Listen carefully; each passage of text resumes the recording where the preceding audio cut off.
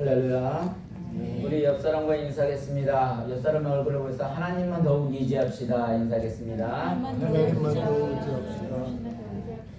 우리 또 이미 삶 가운데 하나님의 말씀을 통해서 또 하나님을 더욱 의지함으로 또 승리할 수 있는 저와 여러분이 되기를 주님 이름으로 간절히 축원합니다. 오늘 본문의 배경을 보게 되면 애굽 사람들이 이제 가나안에서 애굽에 간 지가 얼마나 됐죠? 430년이라는 시간이 흘렀습니다. 그러다 보니까 요셉이 그 총리였지만 많은 사람들의 눈에서 이제 그 요셉의 모습은 점점 사라지고 있었고, 바로 왕도 애굽의 새로운 바로 왕이 등극을 하면서 이제 요셉을 알지 못하는 왕이 등극을 하게 됩니다.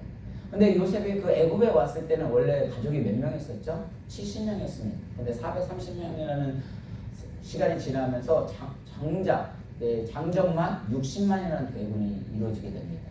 근데 사실 60만이라고 하지만 여러분 잘 아시는 대로 이스라엘은 사람을 계수할 때 20세 이상 남자만 계수를 하기 때문에 이때 당시 추정치로 보면은 이렇게 할아버지 아니면 아내 또 자녀 한 둘 정도만 해도 6년 30년에서 360명이니까 보통 이게 성경적인 근거로 해서 300만에서 400만을 추정을 하고 있습니다. 어쩌면 힘도 안 는 데까지만 나왔으니까 더 많을 수도 있고요. 근데 우리가 이제 출애굽이라는 자체가 뭐예요? 엑소더스. 그래서 이 원어로 보게 되면 엑스 히도스라는데 엑소는 밖으로, 그래서 히도스는 뭐라 했어요? 밖에 있는 길. 그냥 우리 인간의 입장에서는 보게 되면 앞으로 어떻게 나가야 하는데 나아갈 수가 없어요. 그래서 어떤 끊어진 상태라고 했지만 하나님의 시각으로 바라보면 전혀 다르다고 했죠. 그건 어떤 길이라고 했어요? 새로운 길. 사실 애굽도 마찬가지예요. 이 애굽에는 출애굽을 해야 한다고 하지만 이 애굽은 나에게 있어서 애굽은 무엇일까? 사실 그 애굽이라는 건 어쩌면 내 자아가 애굽이 될 수도 있어요. 근데 내 자아에서 우리는 탈출을 해야 됩니다. 내 스스로 나올 수가 없어요. 결정이 뭐예요? 하나님의 은혜가 필요한 거. 그런데 더 중요한 건 뭐냐면 항상 하나님의 시각이 얼마나 중요하냐면 애굽조차도요.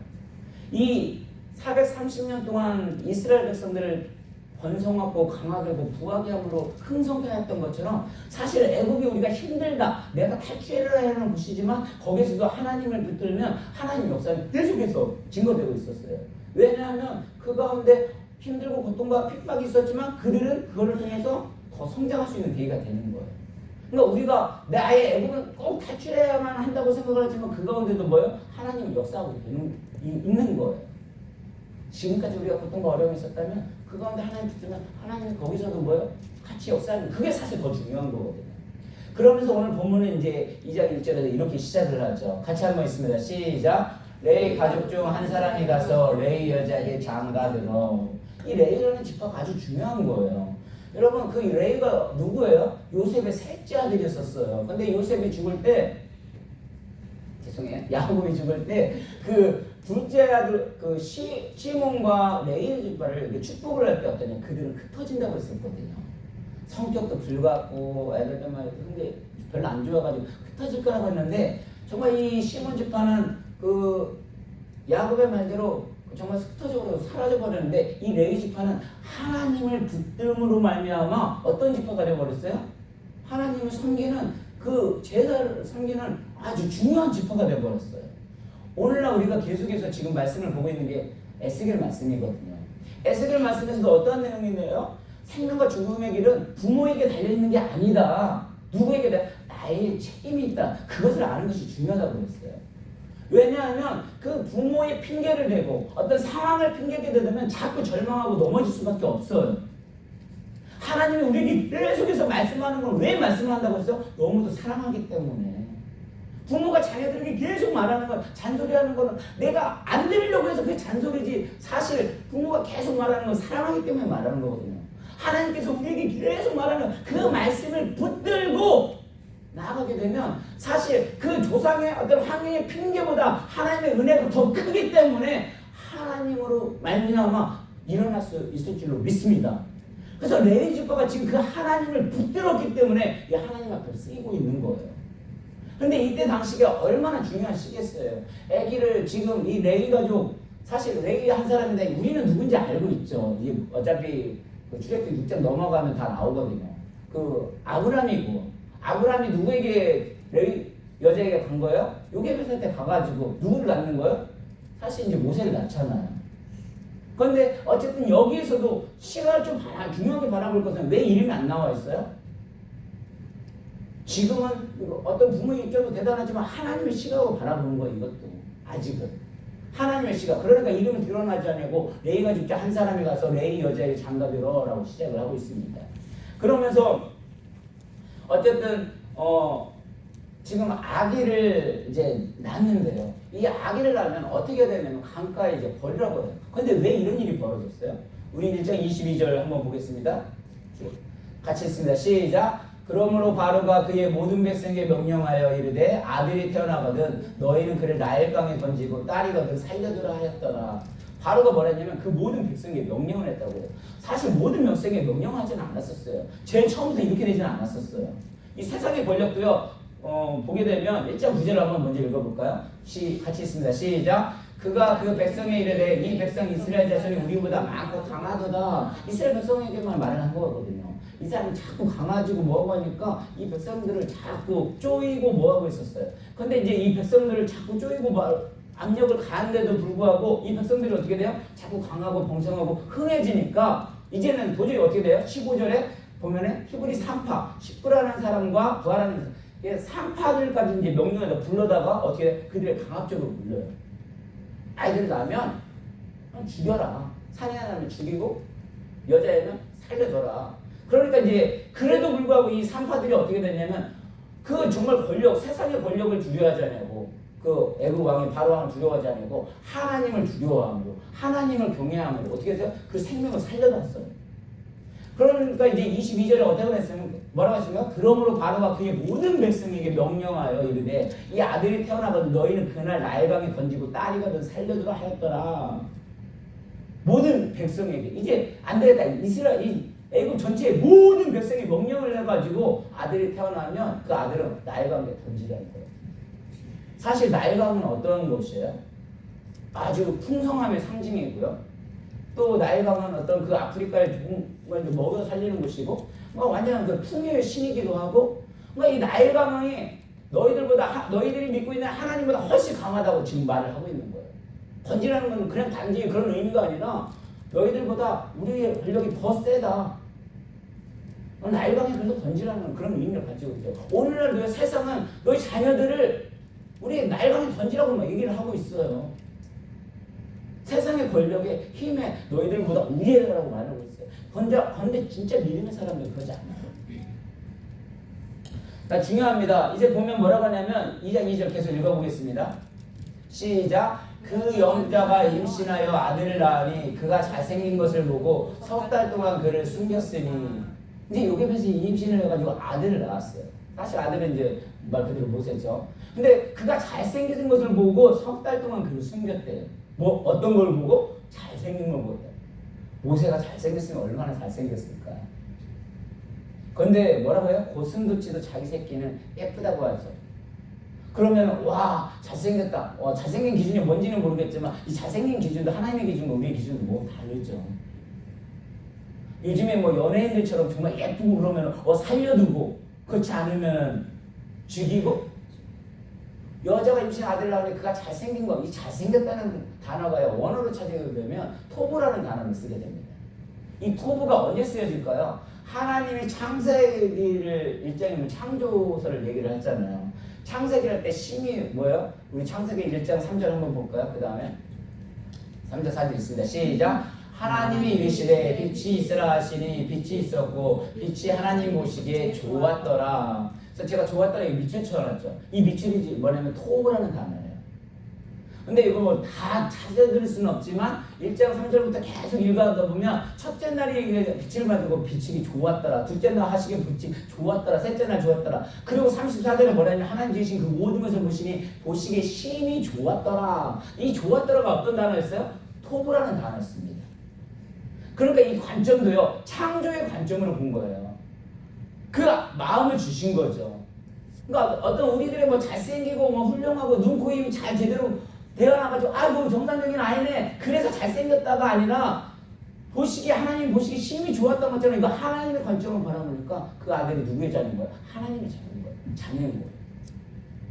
이걸 히브리에서도 표현을 뭐라고 말합니까? 히브리서 11장 23절 있습니다. 시작. 믿음으로 모세가 낳았을 때 그 부모가 아름다운 아이임을 보고 석 달 동안 순교 왕의 명령을 무서워하지 아니하였으며. 믿음으로 모세를 낳았을 때. 아까 말대로 이 배경은 무조건 아기를 낳으면 어떻게 되라고요? 나일강에 던지라는 거예요. 이런 상황 속에서 아기가 나면 분명히 축복이 돼요. 아기를 낳을 수가 있어요? 없어요? 우리 하은자매님 나 시집도 아직 못 가고 있는데 이제 시집을 가가지고 아들을 낳고 싶은데 아기를 낳고 싶은데 그 아들 낳자마자 지금 강까지 죽이라고 하면 아들 낳을 수 있어요? 없어요? 못 낳죠. 왜냐하면 남자하고 여자가 나올 확률이 몇 프로예요? 유전자 검사도 안 하고 뭐 그러니까 50%란 말이에요. 그런데 믿음으로 모세를 낳았다는 소리는 무슨 소리예요? 이거 뭐 이따가 설명을 다 드리겠지만 갈대상자에게 보낼 때도 그 요셉에서는 그 믿음으로 그 갈대상자를 보내는 것처럼 모세를 믿음으로 낳았다는 건 뭐예요? 하나님의 자녀는 내가 키우는 게 아니라 뭐예요? 하나님이 키워주시다는 그런 믿음의 고백이 있었던 거예요. 그러면서 그 부모가 아름다운 아이를 보고서 이 아름다운 이름이 뭐라고요? 토브라는 거야. 토브라는 거. 그러니까 자기의 관점으로 나의 관점으로 모든 걸 바라본 것이 아니라 누구의 관점으로 바라본 거예요? 하나님의 관점으로 바라본 거예요. 그러니까 하나님의 관점에 내가 딱 서 있으니까 그 세상의 권력에도 두려워하지 않는 거예요. 석 달 동안 순교 왕의 명령을 두려워하지 아니하였으므로 그러니까 세상의 권력이 두렵지 않은 거예요. 왜? 하나님이 나의 믿음 가운데 확실히 서 있으면 하나님의 시각을 가지고 있으면 두렵지 않은 거예요. 근데 우리는 하나님만 제대로 바라보지 못하기 때문에 사실 두려운 거예요. 왜? 인간의 생각을 먼저 바라볼 때가 많이 있거든요. 그 애굽의 시선으로 바라볼 때가 많이 있거든요. 우리가 지금까지도 계속해서 설명하는 게 뭐냐면 큰 기준으로 보면 첫 번째 우리 제목이 뭐였었어요? 하나님을 보시는 기준, 사람이 쓰는 기준은 뭐였어요? 속사람이 변화된 사람, 속사람이 뭐예요? 영적인 그런 사람들이 하나님께 집중해져 있는 사람. 두 번째 시간에 뭐였어요? 성령의 약속을 붙드는 사람. 사실 고통 가운데 어려움이 없는 사람은 어디 있겠어요? 근데 그 하나님의 붙듦에 약속을 붙들고 나가기 때문에 그 어려움들을 뚫고 하나님의 시각으로 가라니까 쓰는 거잖아요. 이것도 뭐예요? 오늘은 하나님만 의지하는 사람. 왜 제목을 이렇게 적었겠어요? 믿음으로 하나님만을 바라보았기 때문에 세상에 순교 왕의 명령을 무시하지 아니하고 그렇게 나갈 수 있는 거예요. 근데 아이가 지금 몇 달이 지나고 있어? 3달이 지나고 있어. 3달이 지나면 몇 살이에요? 100일이에요. 아장아장 걸고 뒤집기만 해도 베내지만 해도 엄마는 얼마나 이쁘겠어요. 지금 너무도 이쁜데 이 아이를 이제는 더 키우고 싶어도 키울 수 없는 정말 비극의 아픔이 있어요. 우리 3절입니다. 같이 있습니다. 시작. 더 숨길 수 없게 되매 그를 위하여 갈대 상자를 가져다가 역청과 나무 진을 칠하고 아기를 거기다가 나일강과 갈대 사이에 두고 더 숨길 수 없대. 이제 100일이 되니까 아냐 울고 뭐 하니까 이게 밖으로 소리가 나가면 어떻게 돼요? 그 바로의 왕을 죽임이거든요. 그 당사자뿐만이 아니라 3대까지도 멸할 수 있는 그런 상황이에요. 근데 어쩔 수 없이 이제 더 숨기 없는 그런 상황이 왔는데 그를 위하여 뭐를 만들었다고요? 갈대 상자를 가져다가. 이 사실 갈대 상자는 아픔이기도 하죠. 이게 힘든 상황이에요.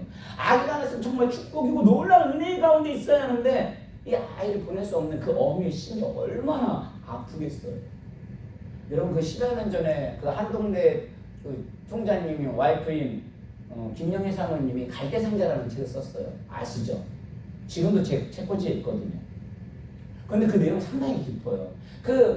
거기도 한동대도 사실 정말 너무도 어려운 상황이었지만 재정적으로 힘들고 어려웠었지만 그 한 사람 한 사람이 1,000원씩 모아가지고 그 한동대의 어떤 재정적으로 하는 거를 비유를 해서 한동대 역사를 기록을 했는데 그 갈대 상자를 뭘로 비유했냐면 그 갈대 하나하나 한 사람씩 1,000원씩 모은 것들을 갈대 하나하나로 모은 거예요.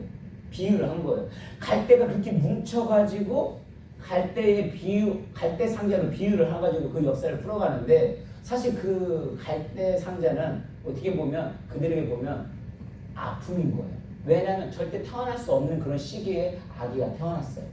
그리고 부모님한테 어떻게 보면 사람이 인간의 입장으로 보면 부모님한테 버림받은 그런 시각이에요.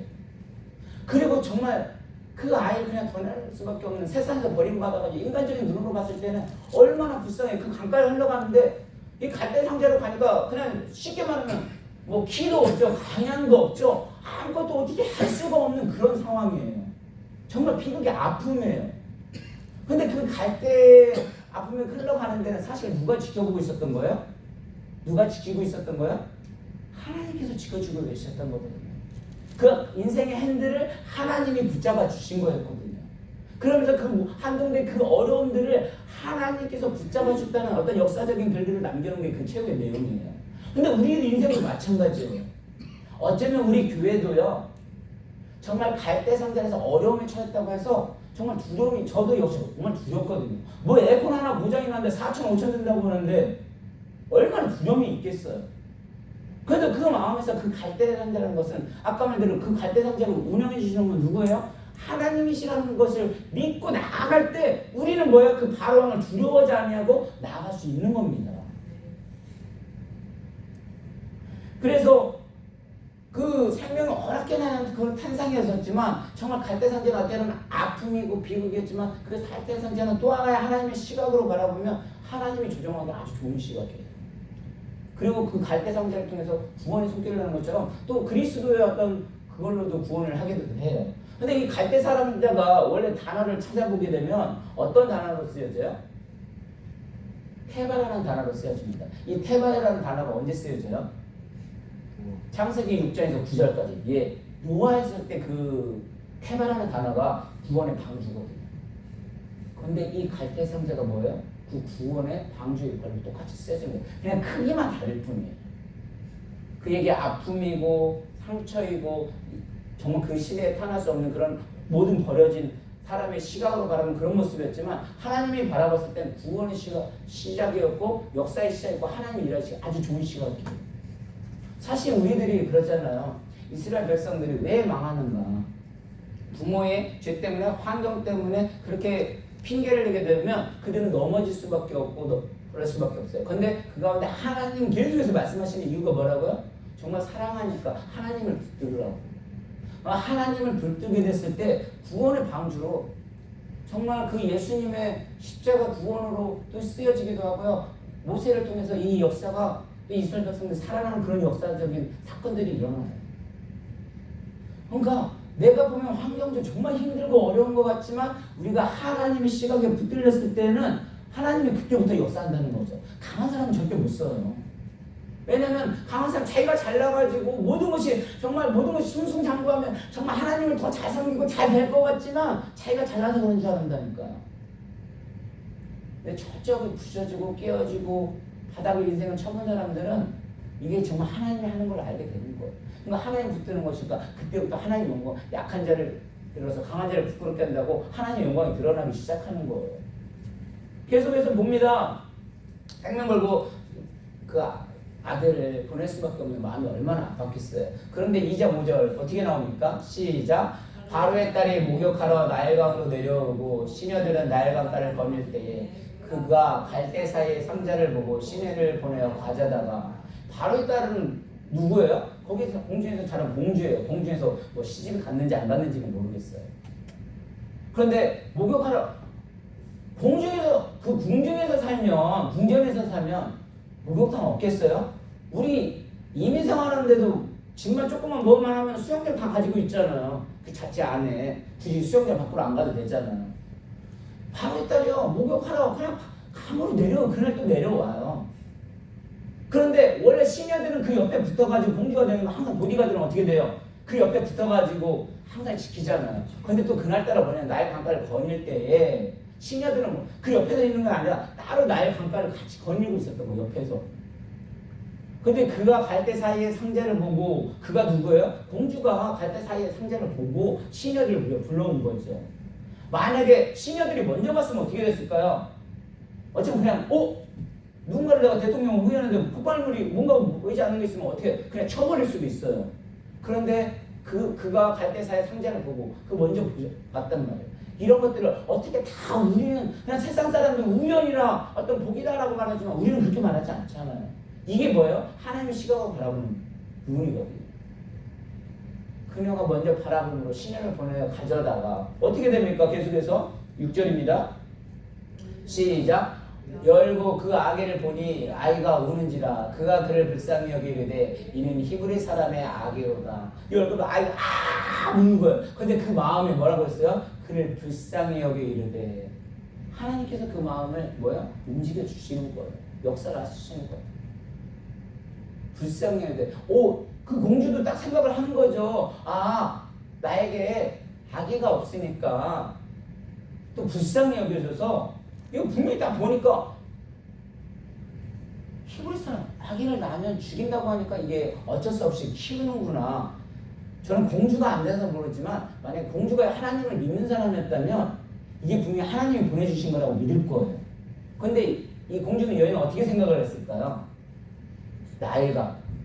애굽의 신이 내가 딱 아들이 자녀가 없으니까 그 아들 자녀가 없다는 건 뭐예요? 권세를 잡을 수가 없잖아요. 그러니까 권세가 없으니까 그 나일강가가 어쩌면 풍성한 신이 나일강에서 그 애굽의 신 나를 불쌍히 여겨줘 가지고 나에게 선물도 줬나 보다 그렇게 생각할 수도 있어요. 그 입장에서는. 근데 하나님께서 그가 그를 불쌍히 여기는데 히브리 사람이 아기로다 그러면서 그 아기를 어떻게 됐냐 7장을 봅니다. 7절을 같이 읽습니다. 계속 시작. 그의 누이가 바로의 딸에게 이르되 내가 가서 당신을 위하여 히브리 여인 중에서 유물을 불러다가 이 아기에게 젖을 먹이게 하리이다. 그의 누이 사실 미리암이죠. 나오겠지만 그의 누이가 바로의 딸에게 이르되 그걸 보고 마침 바로의 그 딸에게 가서 공주에 가서 당신을 위하여 누구를 위하여? 모세를 위하여 아기를 위하여가 아니라 그 당신을 위하여 당신 공주를 위해서 누구를 부른다?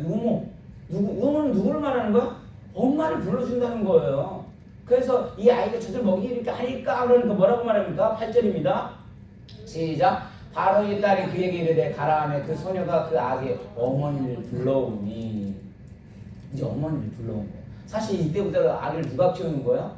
바로가 키우는 게 아니라 어머니가 또 직접 키워요. 사실은 지금까지 아기를 정말 잘 키우고 있는데 이게 피할 수 없는 그런 아픔의 상처였지만 지금 누가 키우는 거예요? 이제 내가 키울래야 그 우유값도 없을 텐데 보통 뭐라고 말을 해요?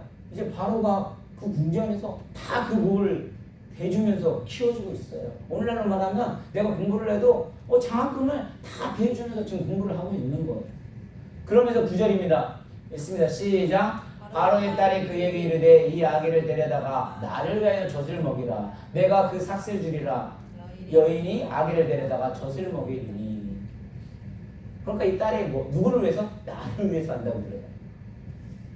사실은 하나님은 그 여인을 통해서도 이 이스라엘 백성을 구할 누구를? 모세를 사실 다 준비하고 있었거든요. 근데 우리는 이 여인은 나귀를 위해서 자기를 또 착각 속에 살고 있어요. 우리가 아까 말대로 세상의 권력, 모든 걸 세상 권력을 위해서 막 산다고 하면 그것이 착각 속에 많이 빠질 때가 있어요. 이 모세의 어머니는 모세를 키울 때 어떻게 키웠다고요? 믿음으로 키웠다고 말했던 것처럼 사실 우리는 세상은 자꾸 아들을 요구해요. 그리고 돈으로 요구를 해요. 자꾸 세상에서 쓰임받기를 원해요. 근데 우리는 그럴 때일수록 그 자녀들 세상에서 키우는 게 아니라 뭘로 키워야 한다고요? 믿음으로 키워야 되거든요. 그게 믿음으로 키울 때 세상에 어떤 환란이 와도 두려워하지 않는 거예요. 바로 두려워하지 않고 하나님을 의지하고 나아갔을 때 사실 그 인생은 뭐예요? 하나님이 운전하시는 거예요. 그러니까 하나님 뭐 해주세요가 아니라 우리 정말 삶을 살다 보니까 뭐예요? 하나님이 이끌어주신 대로 방향이 피대로 뭔가 흘러가는 대로 이끌어주시면 거기에 순종하면 돼. 그 믿음을 달라고 하면 우리는 되는 거예요. 그럼 하나님이 더 놀라운 역사를 쓰는 거예요. 그래서 총체적으로 다시 한번 결론적으로 말씀을 드리면 하나님이 쓰시는 사람은요 정말 속사람이 변화되지 않고 그 하나님의 그 약속의 말씀 붙드는 거예요. 그래서 우리가 말씀을 하는 것이 정말 중요하더라고요. 그리고 오늘도 제목이 뭐라냐면 하나님만 위지하는 사람. 우리는 세상 가운데 이 애굽에 살고 있지만 정말 우리가 지금 그런 시점이거든. 이게 하나님을 붙잡지 않으면 하나님 해주지 않으면 우리는 정말 한 발도 나갈 수 없는 그런 상황이에요. 그러면 어쩌면 그게 또 내가 나가지 못하는 정말 두려운 마음이 나의 애굽일 수도 있어요. 그러는데도 불구하고 그 가운데서도 하나님을 붙들면 그 가운데 뭐예요? 성장케 하시고 고통이 있더라도 하나님 우리를 이끌어 주심을 느끼고 나아가면 하나님께 쓰임받는 거거든요. 그리고 모든 인생에 나의 앞길 딱 갔는데 막혔어. 그러나 그때부터 하나님이 길이 열리기 시작하는 거예요. 그래서 이 갈대 상자라는 건 아까 말대로 어떤 구원 여러 가지 시각이 있었지만 정말 시대의 아픔이었어요. 비극이었어요. 그러나 그건 사람의 시각이고 세상의 시각이에요. 하나님의 시각을 바라보면 그 하나님은 지금도 역사를 하고 계시는 거예요. 우리는 잘 느끼지 못하는 것들이죠. 세상을 주관하시는 분은 하나님은 믿음이 있을 때 갈대 상자는 어떻게 되면 구원의 상자가 되는 겁니다. 그리고 갈대 상자를 통해서 모세가 구원을 받았고 모세는 잘 성장해서 이스라엘 백성을 구원하게 됩니다. 그래서 구원받은 모세에게 구원하는 사명을 주셨던 것처럼 하나님 우리에게도 지금도 똑같이 말씀하고 있는 거예요. 내가 갈대 상자에서 두려움에서 아픔이라고 해서 내가 갈 바를 알지 못한다고 해서 벌려진 것이 아니라 오히려 내가 거기서 벗어나지 못한다면 그게 나의 애굽이라는 거예요. 우리는 그 애굽에서 출애굽을 하는 거예요. 어떻게? 하나님의 인도하신 그 길로 나가는 거예요. 그래서 하나님만을 의지할 때 달라스 우리 교회와 저가 항상 주님 앞에 쓰임받을 줄 믿습니다. 그래서 우리가 이런 또 세상 가운데 아픔이 있지만 그런 아픔을 극복하고 또 큰 믿음으로 또 하나님 앞에 하나님만을 의지함으로 정말 담대하게 나갔으면 좋겠어요. 그래서 정말 달라스 우리에게 하나님이 축복을 주시려고 하는구나. 정말 말씀을 더욱더 들렸을 때 정말 그런 애굽의 그런 두려움이 없는 건 아니지만 그것을 이길 수 있는 힘을 주시는구나. 그래서 그 하나님의 말씀을 붙들고 오늘도 승리하는 저와 여러분이 되기를 주님의 이름으로 간절히 축원합니다. 우리 이 시간 함께 기도하겠습니다. 기도할 때 하나님